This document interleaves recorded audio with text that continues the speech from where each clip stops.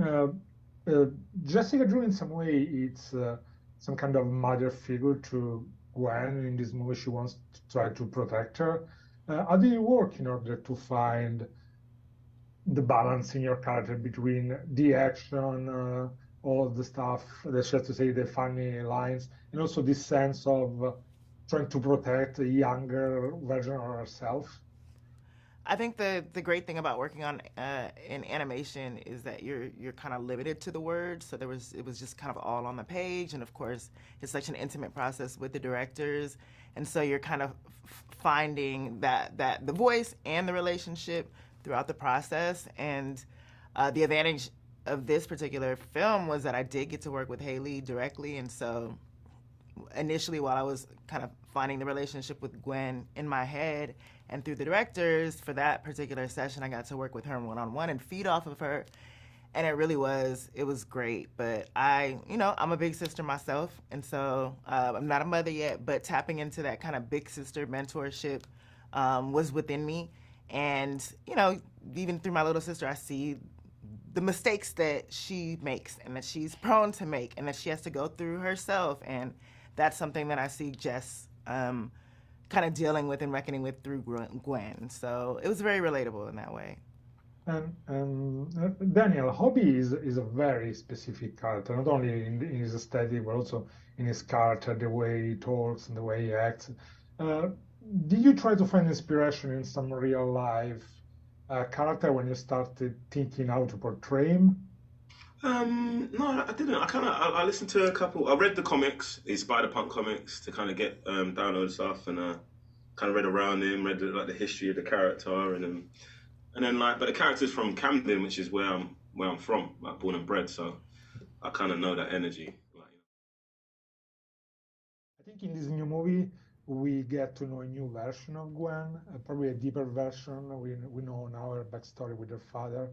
So, my question is, how did you change the way to approach her now that you get to know her maybe a little better compared to the first movie? Yeah, absolutely. I mean, I think the approach was just sort of was always going to be inherently different having had the time that I did with this character on the first go, and seeing what parts of her resonated most with people. So walking back into it this a second time is such a privilege in that sense because I feel armed with so much more information and perspective, and of course, just taking it one day at a time, knowing what her story is and how that's developing and how that's deepening.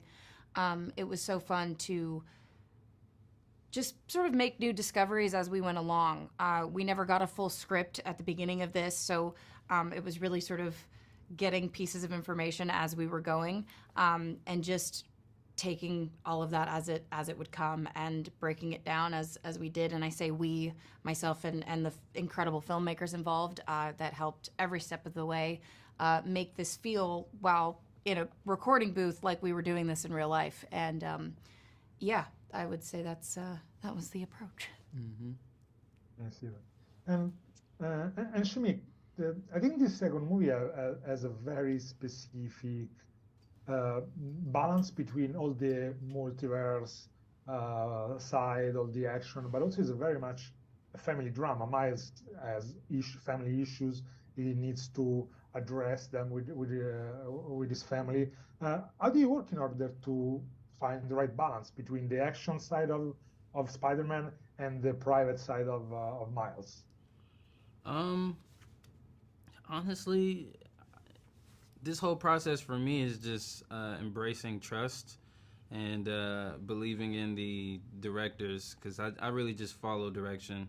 I go to the studio and I follow. I do what I'm told. I do what I'm told, So, and we've been working on this for 4 years, so we'll do a session for 6 or 7 hours, right? Maybe, 4 or 5 times a month, and that's 4 years. I mean, they have more than enough they get what they need from me, and I trust that they're gonna put it together the right way, which it seems like they did that. Yeah. Same thing with the animators. I trust that they're gonna make it beautiful, which they definitely did, and I know that my castmates are gonna show up and do their best performance. So, and I also trust the fans to show up and you know, give their feedback and etc. So it's a trust thing for me, and that's how I get in the character, perform, and you know, walk through it, the experience.